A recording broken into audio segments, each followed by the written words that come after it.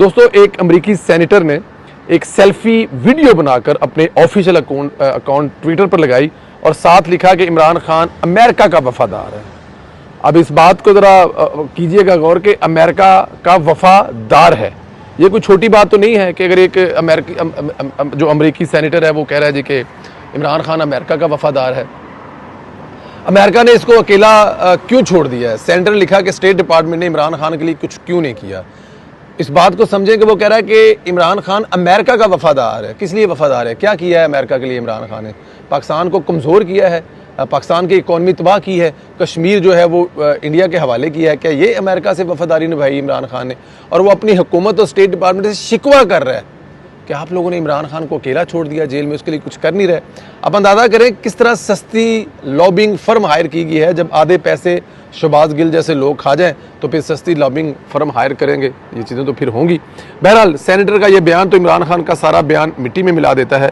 एक तरफ कहते हैं क्या हम कोई गुलाम है, एब्सोल्युटली नॉट का नारा लगाते हैं, और दूसरी तरफ अपनी ही लॉबिंग फर्म से सेंटर से कहलवाते हैं कि इमरान खान तो अमेरिका का बड़ा वफादार है। मेरे ख्याल इस बयान के बाद यूथियों को क्या हम गुलाम हैं वाली धुन पर घुंघरू तोड़ देने चाहिए। तोड़ने इसलिए चाहिए कि लोगों को यही बताते रहे हैं कि हम कोई गुलाम हैं और वो कह रहे हैं कि आप हमारे वफादार हैं। बहरहाल इधर भी मामला वही खुलकर सामने आता है जैसे एस्टेब्लिशमेंट से लड़ाई है। यानी ये लड़ाई ये नहीं है कि मुदाखलत क्यों करें, लड़ाई ये है कि मुझे फिर से लाडला बताएं, और अगर लाडला नहीं बनाएंगे तो फिर मैं वो करूँगा जो पूरी दुनिया की देखेगी। मतलब मुझे लाडला नहीं बनाएंगे तो मैं बताऊँगा दुनिया को कि आप सबसे बड़े मीर जाफ़र हैं, आप गद्दार हैं जी, आप जानवर हैं। ये मैं सब कुछ करूँगा आप लोगों के ख़िलाफ़, और उसके बाद भी अगर ना माने तो फिर मैं GH के ऊपर हमला करूँगा, मैं कोर कमांडर हाउस को आग लगाऊँगा और मैं अवाम को आपके ख़िलाफ़ सड़कों पर निकालूंगा। यही कुल औकात इमरान खान और इसके बयानिए की है। इमरान खान की पूरी कोशिश है कि अमेरिका और फ़ौज फिर से कठपुतली बन जाए, और यूथियों को झांसा देकर रखा, बड़ा इनकलाबी बयानिया लेके चला, लेकिन मुनाफिकत की हद देखें। जिनके ख़िलाफ़ यूथियों को बताते रहे कि ये हमारे मालिक हैं, हम इनके ग़ुलाम नहीं बनेंगे, और वो कह रहे हैं कि हमारा वफादार है। खैर यही कामयाबी है इमरान खान की, यूथियों को बेवकूफ़ बनाना, जिसमें वो बहुत हद तक कामयाब है, बल्कि इतना कामयाब है कि बाकायदा तौर पर कल्ट बन चुका है। गुज़श्ता व्लॉग में आपको बताया था कि हमाद अज़हर ने अलीमा खान की इमरान खान से शिकायत लगाई थी, ये रुकावटें डालती है, पार्टी मामलात को बिगाड़ती है और पैसों का मामला उठाया था। फिर इमरान खान ने आज अलीमा खान को पार्टी मामलात से दूर रहने की हदायत की। हमाद अज़हर ने भी अलीमा खान की वजह से इस्तीफ़ा दिया था। हमारी खबर की तस्दीक हो गई है क्योंकि हमाद अज़हर का इस्तीफ़ा भी वापस हो गया है। जैसे ही अलीमा खान पार्टी अमूर से दूर हुई, हमाद अज़हर दोबारा इन हो गया है। हलीमा खान का पत्ता काटने के पसे पर्दा पिंकी पीरनी का हाथ है, वही हमाद अज़हर और ग्रुप खेल रही है। इसने इस बार अच्छी चाल चली है। अलीमा खान और पिंकी पीरनी के दरमियान में एक मुकाबला चल रहा है कि इमरान खान की पार्टी पर कब्जा कौन करेगा। बड़ी पुरानी गल है ना, बुढ़ी ते भैन च हमेशा ही लड़ाई रहती है कि घर का कंट्रोल कौन संभालेगा। बेगम चाहती है कि वो अपने हस्बैंड के घर का कंट्रोल संभाले, और भैन कहती है कि मैं तो सारी उम्र तो संभालती आया, मैं हुण क्यों पीछे हट जाऊँ। तो अलीमा खान को भी नजर आ रहा है कि इमरान खान, जाहिर है इससे पहले शौकत खानम अलीमा खान चला रही है, वो मतलब 30-40% जो दुनिया जहान से पैसे इकट्ठे होते हैं वो अकेली खा जाती है। तो अब उसकी नज़र जो है वो टारगेट थी, वो पार्टी थी, और पार्टी जो है वो पिंकी पीरनी अपने नाम कर चुकी है। तो ये लड़ाई चल रही थी जिसमें पिंकी पीरनी के कामयाब चली, उसने उठाकर अलीमा खान को बाहर फेंक दिया। यही असल इस कहानी इसके पीछे है। अच्छा जी, कल दोपहर के व्लॉग में बड़ा अहम नुक्ता उठाया था, जैसे शौकत अजीज सिद्दीकी की बहाली, पेंशन और मराआत काफ़ी नहीं है। असल मामला उन किरदारों का एहतसाब है जिन्होंने ये सब कुछ किया, जिसमें फैज़ हमीद, साकिब निसार एंड कंपनी शामिल हैं। उन्हें भी कटहरे में खड़ा करें। कल रात को शौकत सिद्दीकी साहब ने शाहजेब खानज़ादा के प्रोग्राम में ये मुतालबा दोहराया और कहा, मेरी बरतरफी का फैसला वापस लेना काफ़ी नहीं है, जुम्मेदारों को सज़ा देनी चाहिए। उन्होंने कहा कि फैज़ हमीद ने मेरे घर पर आकर मुझसे 2 मुलाकातें कही और मेरा बॉस कहता है कि तुमसे एक जज मैनेज नहीं होता। देखिए ये छोटी बात नहीं है, हाई कोर्ट के जज के घर पर जाकर पहले उसको धमकी देना, उसको बताना कि उस वक्त के जो आने वाले इलेक्शन में बड़ी मतलब कि जीतने वाले थे नवाज शरीफ साहब, और उनकी बेटी के बारे में कहा कि मरियम को और नवाज शरीफ को अगर तुमने आउट ऑफ वे जाकर सजाएं नहीं दी तो हमारी 2 साल की मेहनत ज़ाया हो जाएगी।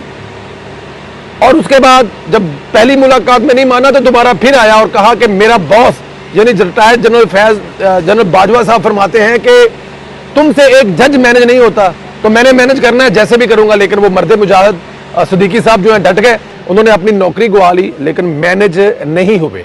उन्होंने नवाज शरीफ और उन बेटी के खिलाफ गलत फैसला कोई नहीं दिया, अपनी नौकरी गवा ली। तो अब वो ये कह रहे हैं कि सिर्फ मेरी मराहत को बहाल कर देना काफ़ी नहीं है, उन किरदारों को भी कटहरे में लाएं जिन किरदारों की वजह से ये सब कुछ हुआ था। मेरे ख्याल में सिद्दीकी साहब को खुद चाहिए कि सुप्रीम कोर्ट में इन किरदारों के खिलाफ कार्रवाई के लिए दरखास्त फाइल कर दें।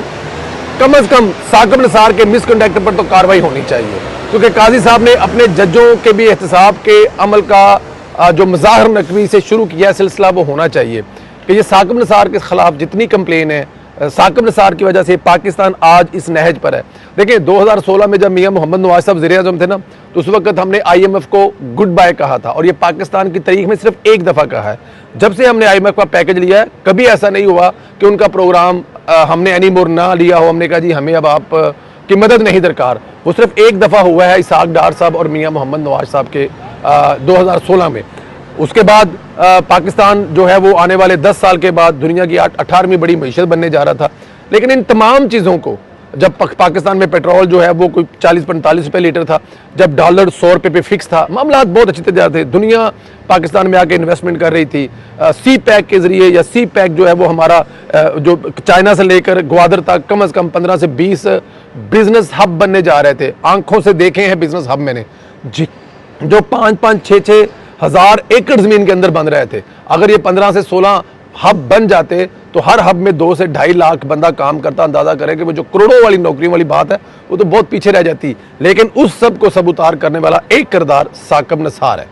तो अगर साकिब जो, बल्कि इसके साथ पता नहीं साकिब निसार के बजाय साकिब गद्दार मुंह से क्यों निकल जाता है, लेकिन किसी को गद्दार नहीं कहना चाहिए। इसके खिलाफ भी कार्रवाई होनी चाहिए, क्योंकि वो भी उतना ही जिम्मेदार है। शौकत अजीज सिद्दीकी का भी मुल्ज़म है और पाकिस्तान के 26 करोड़ अवाम का भी मुल्ज़म है। अगली खबर यह होगा, याद होगा कि इलेक्शन से पहले इमरान खान की जेल की समात की एक तस्वीर PTI ने लीक की थी। तस्वीर लीक कैसे हुई, इसकी मुकम्मल तहकीकात की गई तो पता चला PTI का लाहौर का एक वकील है, वो पेन कैमरा लेकर गया था, उस पेन कैमरे से तस्वीर बनाई और मुनासिब वक्त पर जारी कर दी थी। तस्वीर जारी भी शहजाद अकबर के जरिए कराई गई थी ताकि पाकिस्तान में किसी को शक न जाए और ना किसी पर कार्रवाई हो। लेकिन वो बंदा पहचान में आ चुका है। अब देखते हैं इसका क्या बनता है, लेकिन अब इन पर मजीद सख्ती बढ़ेगी। जेल में ऐसी तमाम चीज़ें पाबंदी लेकर जाने पर पाबंदी। मैं तो कहना कि जेल जाता है ना, इन्हों एक तौलिया दे के कपड़े सारे लवा लें, एक तौलिया लपेट के अंदर जाए, ले भी जा मेरा इमरान खान का शौक पूरा करना कर ला। ये बड़ी मतलब कि पहुंची हुई नस्ल है, ये कुछ भी कर सकते हैं। अच्छा ये देखें कि आप 175 दिनों में 900 मीटिंग हो चुकी हैं। इमरान खान इतना लाडला, नवाज शरीफ साहब मुझे पता है जब जेल में होते तो वीक में 2 दफ़ा उनको मिलने की इजाज़त होती थी। एक दफ़ा उनके साथियों को, पार्टी के लोगों को, और एक दिन उनकी फैमिली मिलती थी। यहाँ पर इमरान खान को डेली 15-15, 10-10 लोगों के 10-10 वफद मिल रहे हैं और 900 मीटिंग कहा जा रहा है 175 दिनों में। तो अंदाजा करें कि इससे बड़ा लाडलापन क्या है। और फिर कैमरे से तस्वीरें उतार के जा रही हैं। फिर वो वहाँ पर बैठ के बता रहा है कि अगर तुम लोगों ने मुझे नहीं छोड़ा तो मैं पाकिस्तान को बांग्लादेश बना दूंगा। कभी वो कह रहा है कि अफगानियों पर कार्रवाई ना करो, वहाँ पर अंदर बैठ के भी वो सब कुछ कर रहा है। तो अगर इमरान खान को रियल में अगर आपने, हाँ देसी कुकड़ी दें उसको पकाकर, बकरे की पुठ वाली बोटियां भी दें, हमें कोई इतराज नहीं है। 35 लाख की जगह 70 लाख का खाना 6 महीने में खिला दें, रखें उसको अंदर, क्योंकि उसका अंदर रहना ही पाकिस्तान की तरक्की जो है वो उसमें है। क्योंकि इमरान खान और पाकिस्तान की तरक्की साथ साथ नहीं चल सकते। लेकिन ये जो मीटिंग्स है ना, ये बंद जरूर होनी चाहिए। अच्छा, यूथियों के लिए एक आखिरी और बुरी खबर ये है कि वज़ीर दाखिला मोहसिन नकवी ने IG पंजाब डॉक्टर उस्मान को 2 ओहदों के लिए मांग लिया है। एक तो वो उन्हें सेक्रेटरी दाखिला लगाना चाहते हैं, सेक्रेटरी दाखिला लग गए तो फिर सब इनकी बैंड बजनी है। दूसरी ऑप्शन डॉक्टर उस्मान को DG FII बनाना चाहते हैं। इन दोनों ओहदों में से एक पर वो आएंगे और इनका माजी गवाह है कि उन्होंने यूथियों के लीडर से लेकर तमाम इंतशारियों को नथ डाली है। अच्छा, ये जो डॉक्टर उस्मान साहब हैं जी, इनके बारे में ये है कि ये बड़े फिट रहे हैं पिछले साल 1.5 साल में मोहसिन नकवी के साथ। कम्बिनेशन बड़ा ज़बरदस्त रहा है और जाहिर है अब मोहसिन नकवी साहब भी बड़े ख़ास बंदे हैं और वो चाहते हैं कि अपने ख़ास बंदे को साथ लेके जाएं और उनके ज़रिए जो यूथियों का महात्मा है उसकी तो वो जाहिर है छितर परेड होनी है। साथ में यूथियों के लिए भी बुरी खबर है, क्योंकि ये जो हर रोज़ किसी न किसी सड़क पर किसी न किसी जगह पे आकर जो करते हैं और उसके अलावा ये जो सोशल मीडिया के ज़रिए सारा कुछ करते हैं। ये तमाम की तमाम चीज़ें वो चाहे शहदा की तस्वीरों के साथ मजाक उड़ाते हैं कि एक तरफ हमारे फौजी जवान बॉर्डर पर शहीद हो रहे हैं और दूसरी तरफ सोशल मीडिया पर ये जो यूथियाँ करते हैं, इनको सीधा करने के लिए मेरे ख्याल है डॉक्टर उस्मान साहब का ऊपर जाना लाजमी है।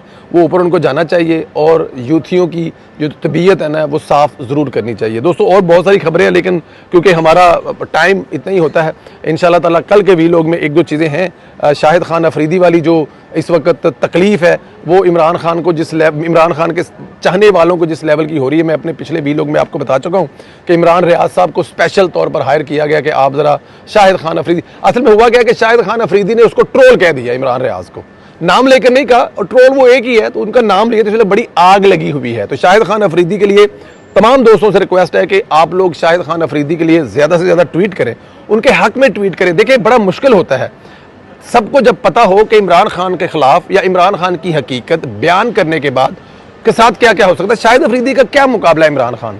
शाहिद अफरीदी इमरान खान से बड़ा हीरो है। क्या शाहिद अफरीदी अपनी बेटी की इज्जत नहीं करता? अपनी बेटी का बाप नहीं है? क्या शाहिद अफरीदी ने कभी कोई घड़ी चोरी की है? क्या शाहिद अफरीदी कभी चाचे बाबे की ताकत से क्रिकेट में आया था खेलने के लिए? क्या शाहिद अफरीदी ने इमरान खान की तरह लोगों के पैसों के साथ जुआ खेला है? ऐसा कुछ भी नहीं किया। तो शाहिद खान अफरीदी का इमरान खान से बिल्कुल मुकाबला नहीं है। हाँ, अपनी बेटी का बाप नहीं है। क्या शाहिद अफरीदी ने कभी कोई घड़ी चोरी की है? क्या शाहिद अफरीदी कभी चाचे बाबे की ताकत से क्रिकेट में आया था खेलने के लिए? क्या शाहिद अफरीदी ने इमरान खान की तरह लोगों के पैसों के साथ जुआ खेला है? ऐसा कुछ भी नहीं किया। तो शाहिद खान अफरीदी का इमरान खान से बिल्कुल मुकाबला नहीं है। हाँ, यूथियों को तकलीफ है कि सलवार कमीज पाकर कोई अच्छी सी चप्पल पहनकर कोई अगर हीरो लग रहा है तो वो नहीं लगना चाहिए, क्योंकि हीरो लगने का पाकिस्तान में जो राइट है, हक है, वो सिर्फ एक ही बंदे के पास है, वो यूथियों के महात्मा के पास है। उससे कोई हक छीन नहीं सकता। हाँ, उससे कुछ ज़्यादा खूबसूरत नज़र आए, कुछ चलता हुआ हैंडसम नज़र आए तो फिर यूथियों को बड़ी तकलीफ होती है। लेकिन मेरे ख्याल में आप लोग एक की जगह के 10 और 10 की जगह पे 100 जो शाहिद खान अफरीदी है वो पैदा करें, उनको सामने लाएं और जितने आपको खूबसूरत लगते हैं लोग उनको सलवार के पहुँचाएँ, ताकि जो यूथी है ना उनको जलने में ज़रा थोड़ा सी और तकलीफ ज़्यादा हो। इनको तकलीफ इसलिए होती है क्योंकि इनके जहनों में ये बात बिठाई गई है, इनको ये बावर कराया गया है, एक ही सोना है, एक ही स्मार्ट है, एक ही हैंडसम है और वो है इमरान खान साहब। लेकिन ऐसा हरगिज़ नहीं है।